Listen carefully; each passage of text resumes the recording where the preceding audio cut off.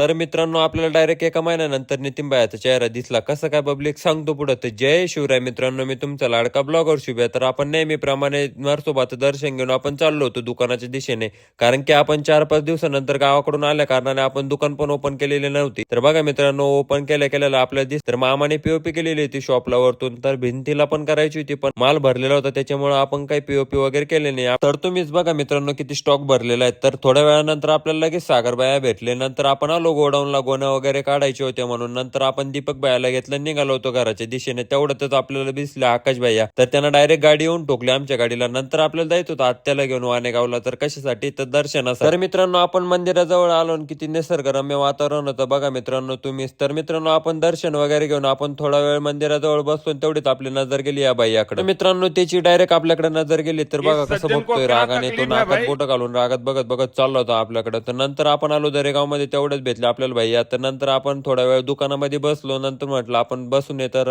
थोडी साफसफाई करावी दुकानामध्ये. साफसफाई करून आपण नंतर आलो गोडाऊनला. तर बघा मित्रांनो ती गोणी मायाकडून उचलल्या जाणार, ती गोणी मला ओढू लागली, मी तिला ओढू लागलो. म्हटलं जमला आता. तर मित्रांनो आपण गोणी घेऊन कुठं चाललोय खताची, तर ते तुम्हाला पुढच्या ब्लॉग मध्ये सांगतो. त्यासाठी तुम्ही फॉलो करून घ्या आताच. Bye bye.